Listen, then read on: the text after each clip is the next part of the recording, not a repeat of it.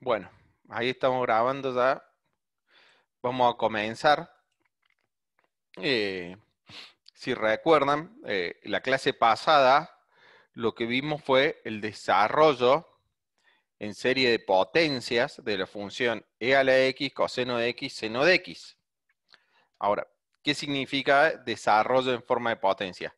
Es, es que yo la función la puedo escribir como una serie de polinomios, o sea, como una serie de donde voy sumando una constante más otra constante multiplicada por x, más otra constante multiplicada por x al cuadrado sobre, más otra constante multiplicada por x al cubo, o cuando se dice, en este caso sería una serie de potencias centrada en cero. Si las potencias que me aparecen en lugar de ser x al cuadrado, x al cubo, son x menos a al cuadrado, x menos a al cubo, hasta x menos a a la j, para todo j, de cero a infinito, se llaman que una serie de potencia centrada en A, se dice. Esto lo estoy repasando así oralmente porque justo me preguntó un compañero que me dijo que no le había quedado claro.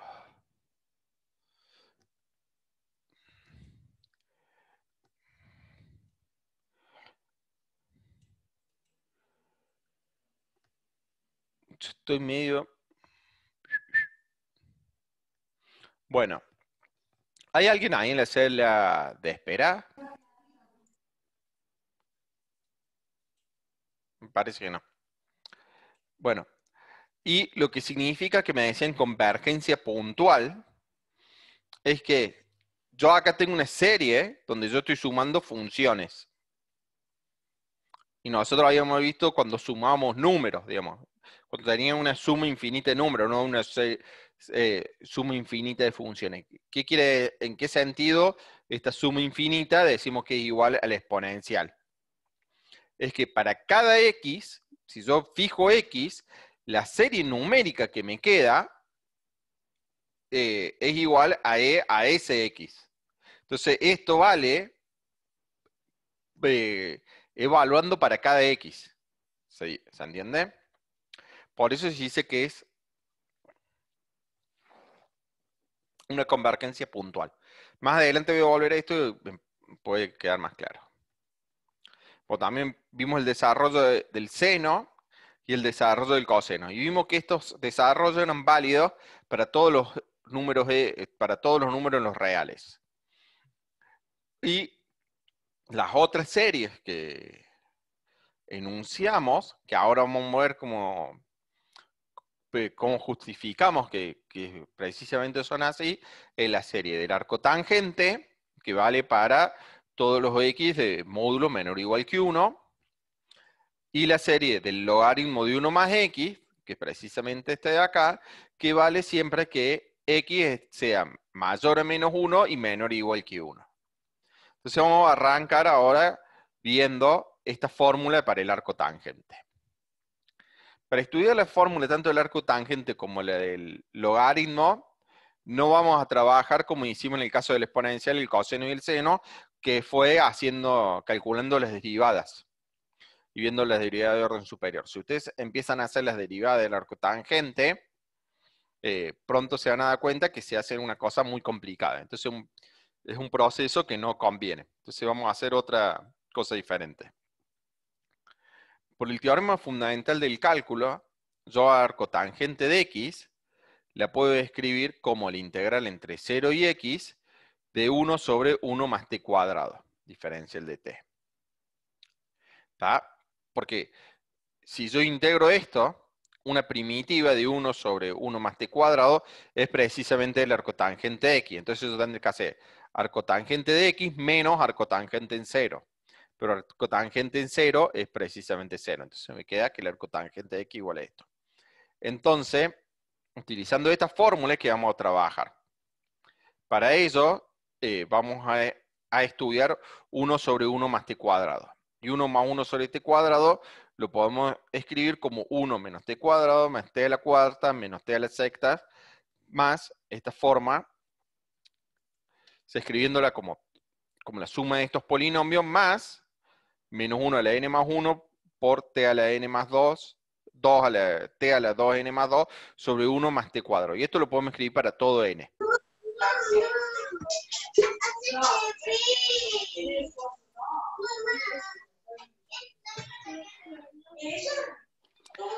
Quien esté ahí con sus hermanitos o hijos, por favor, apague el micrófono. Gracias. Entonces, para ver esta fórmula, lo que vamos a hacer, para ver que si esta fórmula es válida, esto va a ser sí solamente sí. Si yo multiplico esta misma fórmula por 1 más t cuadrado, debería seguir siendo válido. Entonces, si yo multiplico el lado izquierdo por 1 más t cuadrado, me da 1 precisamente. Entonces, queremos ver que multiplicando el lado derecho por 1 más t cuadrado, eso me va a dar 1 también.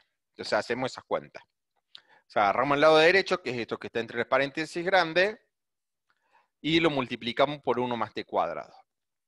Hacemos la propiedad distributiva, que es justamente esto de acá, y si ahora nos fijamos, tengo 1 por 1 me va a dar 1, 1 más t cuadrado más t cuadrado, que es esto primero que tengo acá, después tengo menos t cuadrado por 1, me da menos t cuadrado por t cuadrado me da menos t a la cuarta. Pues tengo t a la cuarta por 1, me da más t a la cuarta por t cuadrado me da t a la sexta. Y así hasta llegamos al anteúltimo término, que tengo menos 1 a la n por t al cuadrado, me da menos 1 a la n por t a la 2n, perdón. Y esto multiplicado por t al cuadrado me da menos 1 a la n por t a la 2n más 2. Ahora, en este último término, este 1 más t cuadrado se cancela con el 1 más t cuadrado de acá abajo y me queda el menos 1 a la n más 1 por t a la 2n más 1. Como acá en el exponente del menos 1 al exponente que yo tengo elevado al menos 1, acá es n más 1, y este es solamente a la n, los signos de estos dos elementos son diferentes, entonces se cancelan. Es lo que va pasando acá, yo tengo t cuadrado menos t cuadrado, menos t a la cuarta, t a la cuarta, t a la sexta, después sigue menos t a la sexta. Y así se van cancelando todos los términos, y solamente me sobrevive el 1. Entonces esto me dice la fórmula. ¿Qué fórmula me dice que 1 más sobre 1 más t cuadrado igual a esta cosa de acá? Entonces el integral entre 0 y x de 1 más t cuadrado, que es arcotangente de x, va a ser precisamente el integral de todo esto. Entonces resuelvo las integrales de acá y me da la serie que yo quiero. O sea, no me da la serie que yo quiero, me va dando... Me va a quedar x menos x al cubo sobre 3, x a la quinta sobre 5, menos, hasta sumar menos 1 a la n, x a la 2n más 1 sobre 2n más 1, más el menos 1 a la n más 1, la integral de esta última cosa de acá. Si yo veo que ahora si yo tomo límite cuando n se me va a infinito, puntualmente para cada x, y veo que este último término se me da a 0, voy a haber obtenido la serie que yo quería en un comienzo para el arcotangente. Entonces tenemos que ver que el límite de esta integral, cuando n se me va a 0, es 0. Entonces lo que hacemos, ya lo dije varias veces, cuando yo quiero ver que algo se me va a 0, me alcanza a ver que el módulo se me va a 0. Entonces tomo el módulo de esta integral, que es precisamente lo que tengo de acá. Pero este módulo, si yo me fijo, estoy dividiendo acá por 1 más t cuadrado. Si yo divido por algo más chico, que sería 1, esto se hace más grande. Entonces, toda esta integral de acá va a ser más chica que la integral entre 0 y x de t a la n más 2, t elevado a la 2n más 2, diferencial de t. Y esta integral me es igual a x a la 2n más 3 sobre 2n más 3. Y cuando yo tomo límite de n que se me va a infinito, si el módulo de x es menor o igual que 1, esta cosa de acá, módulo de x a la 2n más 2 más 3 sobre 2n más 3, esto se me va a 0. Entonces, como esto se me va a 0, cuando x cumple que su módulo es menor o igual que 1, toda esta integral se me va a ir a 0. Entonces implica que para esos x, o sea, cuando módulo de x es menor o igual que 1, el arcotangente de x va a ser igual a la serie que yo quería. Esto para x que se me... ¿Estamos hasta ahí? Ahora, cuando el módulo de x es mayor que 1, esta serie diverge porque este límite, módulo de x de 2n más, la 2n más 1 sobre 2n más 1 me da infinito. Lo que uno puede ver que este integral se me va a infinito. Esto, está medio mal dicho esto. No me alcanza a ver que este integral se me va a infinito, pero podemos acotar por abajo por algo de este estilo y voy a tener que esto se me va a infinito. Entonces, esta fórmula de acá solamente la voy a tener cuando el módulo de x sea menor o igual que 1. Ahora, para estudiar el caso del logaritmo,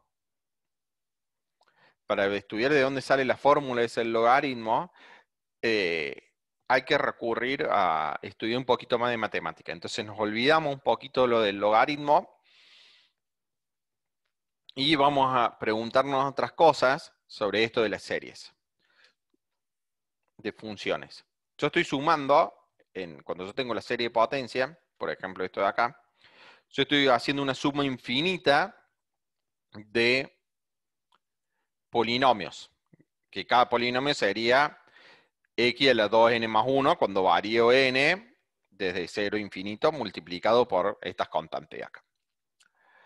Entonces, si yo tengo dos funciones, por ejemplo, que son continuas en un intervalo y diferenciables en AB, entonces sabemos que la suma va a ser continua, la suma va a ser integrable y la suma va a ser diferenciable. Entonces, que las propiedades del análisis o las cosas básicas del análisis, que son integrabilidad, continuidad y diferenciabilidad, se dan muy bien con la suma. Entonces, ahora la pregunta, ¿en qué caso se va a llevar bien con las sumas infinitas? O sea, si yo tengo una suma de f más g y derivo, sé que la derivada de f más la derivada de g. O si tengo la integral de f más g, sé que la integral de f más la integral de g. Le pregunto ahora, si yo tomo una suma infinita de funciones y derivo esa suma, ¿cuándo va a ser la suma de las derivadas? ¿O cuándo va a ser la integral de las derivadas? Esa sería la pregunta. Que está dicho acá, buscamos ver en qué caso, si yo tengo una serie de funciones y hago la derivada, cuándo va a ser la suma de las derivadas, la serie de la derivada. Donde esto se entiende que para cada x esto es válido. O si yo tengo una integral de una serie de funciones, ¿en qué caso va a ser la sumatoria de las integrales, digamos? ¿Está? Entonces, para poder responder esto, necesitamos un nuevo concepto que es el concepto de convergencia uniforme. Decimos que, primero, antes que nada, para estudiar esto de las series, nosotros siempre, cuando definimos qué era la convergencia de una serie, etcétera, etcétera, primero trabajamos sobre sucesiones, perdón, y porque siempre las series son una sucesión particular, donde es la sucesión de sumas parciales. Entonces vamos a hacernos preguntas similares a esta, pero para sucesiones de funciones, y luego vamos a ver qué información nos da en el caso que son las sucesiones, las sumas parciales, es decir, las series. Entonces, la definición importante o el concepto importante de acá es que una sucesión FK de funciones definida en un intervalo AB, si yo tengo una sucesión de funciones definidas en un intervalo AB y otra función también definida en el intervalo AB, F recibe el nombre de límite uniforme de FK sobre A y B si para cada epsilon mayor a 0 existe algún K tal que F de X menos F de K es menor que epsilon para todo K chiquita mayor o igual que el K grande y para todo X en el intervalo AB. Pues ahora ya queda menos de un minuto de la sesión esta, entramos de vuelta y vuelvo sobre esto de la convergencia uniforme.